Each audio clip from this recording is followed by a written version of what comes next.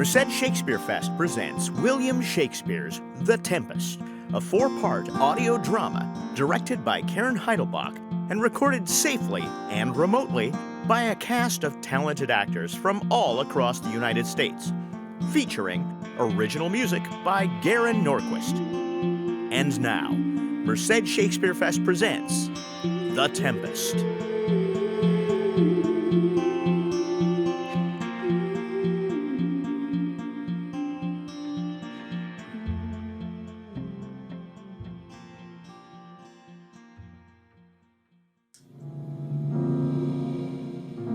Episode 2.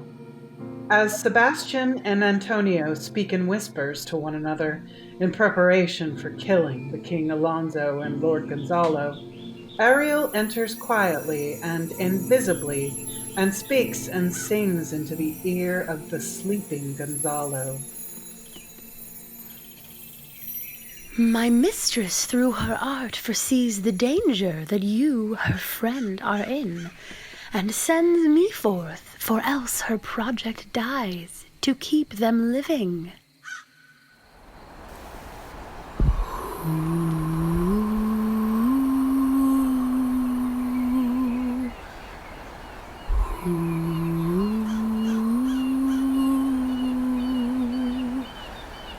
While you here do snoring lie, open-eyed conspiracy his time doth take.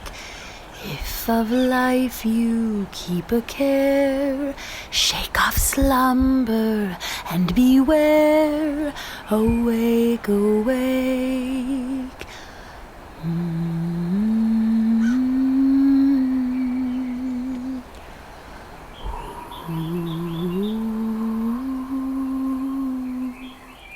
Then let us both be sudden. Now, good angels, preserve the king!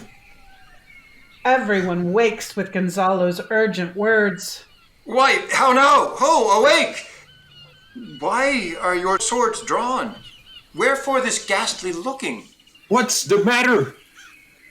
Oh, whilst we stood here, securing your repose, even now, we heard a hollow burst of bellowing like bulls, or rather lions. Did not wake you. It struck mine ear most terribly.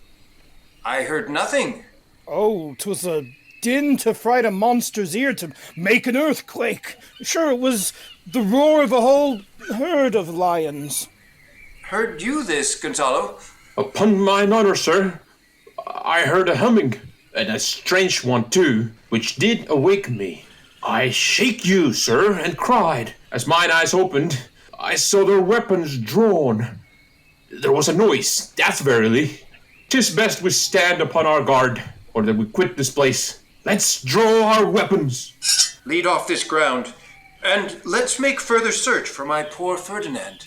Heavens keep him from these beasts, for he is, sure, in the island. Lead away. Prospera, my lady, shall know what I have done. So, King, go safely on to seek thy son.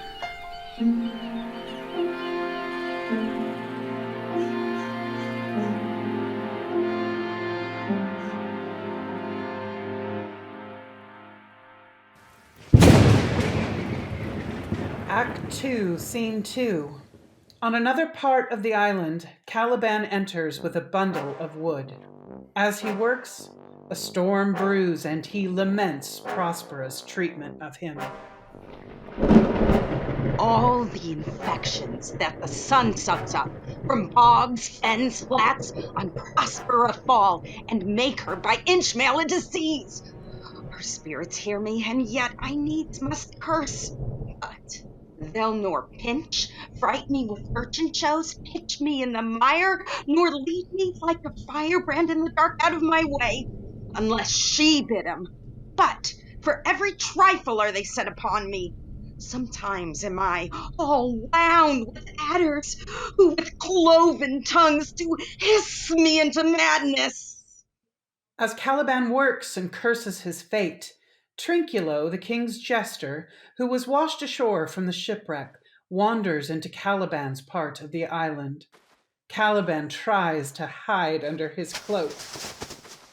Lo now, lo! Here comes a spirit of hers to torment me, bringing wood in slowly.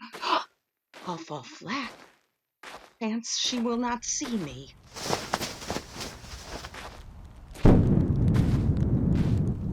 Here's neither bush nor shrub to bear off any weather at all. And another storm brewing. I hear it sing in the wind.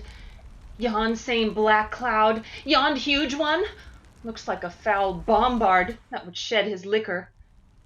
If it should thunder as it did before, I know not where to hide my head.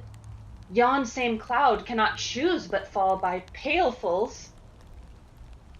Trinculo sees Caliban's cloak, smells Caliban, but does not understand him to be a living creature. What have we here? A man or a fish? Dead or alive? A fish! Ooh, he smells like a fish. Very ancient and fish-like smell, a kind of knot of nose, poor John. A strange fish. Were I in England now, as once I was, and had but this fish painted, not a holiday fool there, but would give a piece of silver. There would this monster make a man. Any strange beast there makes a man. When they will not give a doit to relieve a lame beggar, they will lazy out 10 to see a dead Indian. Legged like a man, and his fins like arms. Warm, o' my troth, I do now let loose my opinion. Hold it no longer. This is no fish, but an islander that has lately suffered by a thunderbolt. Ooh! Alas, storm has come again. My best way is to creep under his gabardine. There is no other shelter hereabouts. Misery acquaints a man with strange bedfellows. I will here shroud till the dregs of the storm be past. Trinculo hides under Caliban's cloak for safety. Stefano, the king's butler, enters singing, drunkenly with a bottle in hand, a bottle he has almost reached the bottom of, and makes his way toward where Caliban and Trinculo are hiding.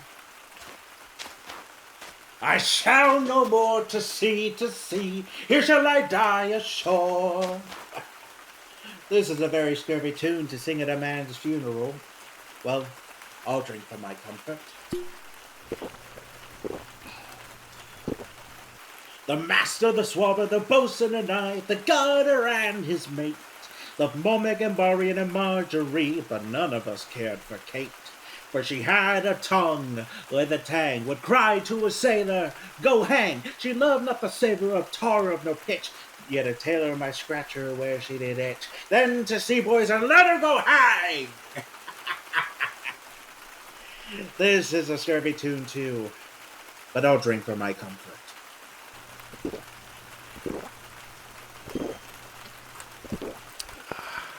Do not torment me. Oh. What's the matter? Have we devils here? Do you put tricks upon us with savages? Huh? I have not escaped drowning to be afeard now of your 4 legs. For it hath been said, as proper a man as ever went on 4 legs cannot make him give ground. And it shall be said so again while Stefano breathes at his nostrils. The spirit torments me. Oh. This is some monster of the isle with 4 legs, who hath got, as I take it, an ague. Where the devil should he learn our language? I will give him some relief, if it be but for that. If I can recover him and keep him tame and get to Naples with him, he's a present for any emperor that ever trod on neat's leather. Do not torment me, prithee. I'll bring my wood home faster. He's in his fit now, and does not talk after the wisest. He shall taste of my bottle. If he have never drunk wine afore, we'll go near to remove his fit. If I can recover him and keep him tame, I will not take too much for him. He shall pay for him that hath him, and that soundly. Thou dost me yet but little hurt. Thou wilt anon. I know it, thy trembling. Now, Prospera works upon thee. Come on your ways. Open your mouth. Here is that will give language to you, cat. Open your mouth. This will shake your Shakespeare. I can tell you, and that soundly. You cannot tell who's your friend. Open your chaps again. I should know that voice. It should be... But he is drowned, and these are devils. Oh, defend me! 4 legs and 2 voices. A most delicate monster. His forward voice is to speak well of his friend. His backward voice is to utter foul speeches and to detract. If all the wine in my bottle will recover him, I will heal his ague. Come, amen. I will pour some in thy other mouth. Stefano! Doth thy other mouth call me? Mercy, mercy, this is a devil and no monster. Stefano, if thou beest Stefano, touch me and speak to me. For I am Trinculo. Be not afraid, thy good friend Trinculo. If thou beest Trinculo, come forth. I'll pull thee by thy lesser legs. If any be Trinculo's legs, these are they. Thou art very Trinculo indeed. How camest thou to meet the siege of this moon calf? I took him to be killed with a thunderstroke. But art thou not drowned, Stefano? I hope now thou art drowned. Is the storm overblown? I hid me under the dead moon calf's gabardine, for fear of the storm. And art thou living, Stefano? Oh, Stefano, 2 Neapolitans escaped. Prithee, do not turn me about. My stomach is not constant. These be fine things, and if they be not sprite, that's a brave god and bears celestial liquor. I will kneel to him. How didst thou escape? And how camest thou hither? Swear by this bottle how thou camest hither. I escaped upon a sack which the sailors heaved overboard by this bottle, which I made of the bark of a tree with mine own hands since I was cast ashore. I'll swear upon that bottle to be thy true subject, for thy liquor is not earthly. Here, swear then how thou escapest. Swum ashore, man, like a duck. I can swim like a duck, I'll be sworn. Here, kiss the book. Though thou canst swim like a duck, thou art made like a goose. Oh, Stefano, hast any more of this? The whole butt, friend. My cellar is in a rock by the seaside, where my wine is hid. How now, moon calf? How does thine ague? Hast thou not dropped from heaven? Out of the moon, I do assure thee. I was the man of the moon when time was. I have seen thee in her, and I do adore thee. My mistress showed me thee, thy dog, and thy bush. Come, swear to that. Kiss the book. I will furnish it anon with new content, swear. By this good light, this is a very shallow monster. I afeard of him, a very weak monster.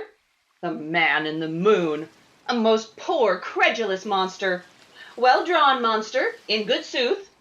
I'll show thee every fertile inch of the island, and I will kiss thy foot. I prithee, be my god. By this light, a most perfidious and drunken monster. When God's asleep, he'll rob his bottle. I'll kiss thy foot, I'll swear myself thy subject. Come on then, down and swear. I shall laugh myself to death at this puppy-headed monster. A most scurvy monster. I could find in my heart to beat him. Come, kiss my foot. But that the poor monster's in drink. An abominable monster. I'll show thee the best springs. I'll pluck thee berries. I'll fish for thee and get thee wood enough. A plague upon the tyrant that I serve. I'll bear her no more sticks, but follow thee, thou wondrous man. A most ridiculous monster. To make a wonder of a poor drunkard.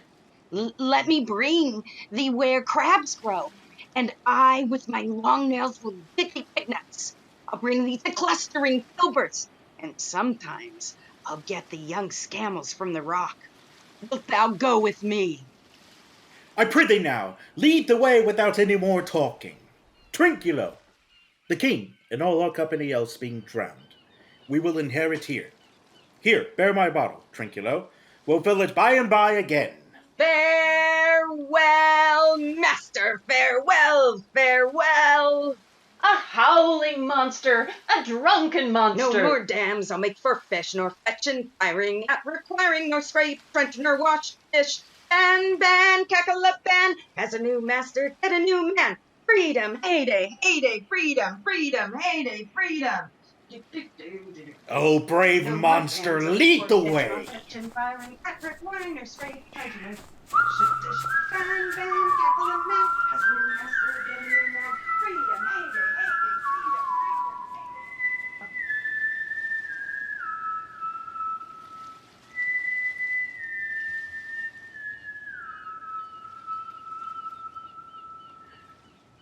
Act 3, Scene 1. Near to Prosperous camp, Ferdinand, the king's son, approaches carrying a log. There be some sports are painful, and their labor delight in them sets off. Some kinds of baseness are nobly undergone, and most poor matters point to rich ends. This, my mean task, would be as heavy to me as odious, but the mistress which I serve quickens what's dead, and makes my labors pleasures. Oh, she is 10 times more gentle than her mother's crabbed, and she's composed of harshness. I must remove some thousands of these logs and pile them up upon a sore injunction. My sweet mistress weeps when she sees me work. These sweet thoughts do even refresh my labors. Most busy lest when I do it. Miranda approaches from a distance to speak with Ferdinand. Unseen by both Miranda and Ferdinand, Prospera observes them together. Alas, now pray you, work not so hard. Pray set it down and rest you. When this burns, 'twill weep for having wearied you. My mother is hard at study. Pray now, rest yourself. Be safe for these 3 hours. Oh, most dear mistress, the sun will set before I shall discharge what I must strive to do. If you'll sit down, I'll bear your logs the while. Pray, give me that. I'll carry it to the pile. No, precious creature. I had rather crack my sinews, break my back, than you should such dishonor undergo while I sit lazy by. It would become me as well as it does you, and I should do it with much more ease, for my good will is to it, and yours is against. Poor worm, thou art infected. This visitation shows it. You look wearily. No, noble mistress, 'tis fresh morning with me when you are by at night. I do beseech you, chiefly that I might set it in my prayers. What is your name? Miranda. Oh, my dear mother, I have broke your so. I admired Miranda. Indeed, the top of admiration, worth what's dearest to the world. Full many a lady I have eyed with best regard, and many a time the harmony of their tongues happened to bondage brought my too diligent ear. For several virtues have I liked several women. Never any with so fun soul, but some defect in her did quarrel with the noblest grace she owed, and put it to the foil. But you, oh you, so perfect and so peerless, are created of every creature's best. I do not know one of my sex. No woman's face remember, save from my glass mine own. Nor have I seen more that I may call men than you, good friend. But by my modesty, the jewel in my dower, I would not wish any companion in the world but you. Nor can I imagine form a shape besides yourself to like of. But I prattle something too wildly, and my mother's precepts I therein do forget. I am in my condition a prince, Miranda. I do think a king. Hear my soul speak. The very instant that I saw you, did my heart fly to your service. There resides, to make me slave to it, and for your sake am I this patient man. Do you love me? Oh, heaven, oh, earth, bear witness to this sound, and crown what I profess with kind event if I speak true. If hollowly invert what best is boded me to mischief, I beyond all limit of what else in the world do love, prize, honor you. I am a fool to weep at what I am glad of. Fair encounter of two most rare affections. Heavens rain grace on that which breeds between them. Wherefore weep you? At mine unworthiness that dare not offer what I desire to give, and much less take what I shall die to want. But this is trifling, and all the more it seeks to hide itself, the bigger bulk it shows. Hence bashful cunning, and prompt me, plain and wholly innocent. I am your wife if you will marry me. If not, I'll die your maid. To be your fellow, you may deny me, but I'll be your servant whether you will or no. My mistress dearest, and I thus humble ever. My husband, then. Aye, with a heart as willing as bondage heir of freedom. Here's my hand. And mine, with my heart in it. And now farewell, till half an hour hence. 1,000,000. Ferdinand and Miranda exit separately. Prospera remains and in deep contemplation plots her next steps. So glad of this as they I cannot be, who are surprised withal, but my rejoicing at nothing can be more. I'll to my book, for yet ere supper time must I perform much business appertaining.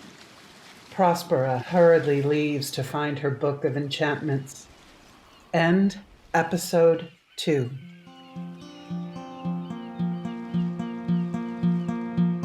Thank you for joining us for this week's episode of Merced Shakespearefest Presents William Shakespeare's The Tempest.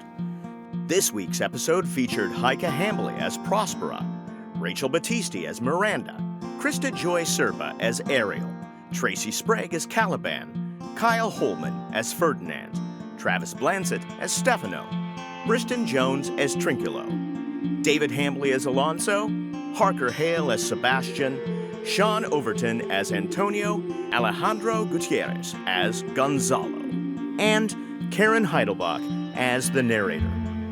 This production was recorded mostly live online. If you enjoyed tonight's episode, please subscribe to the channel so you can get regular updates as new episodes and future projects are released. You can find out more about Merced Shakespearefest and how you can support Shakespeare in the community at mercedshakespearefest.org or follow them on Facebook and Twitter. Merced Shakespearefest Presents is a production of the Phoenix Podcast Network. For more great arts-based podcasts, find us on Facebook, Instagram, and Twitter. That's all for this week, but join us next week as we find out what happens in Episode 3 of Merced Shakespearefest Presents The Tempest.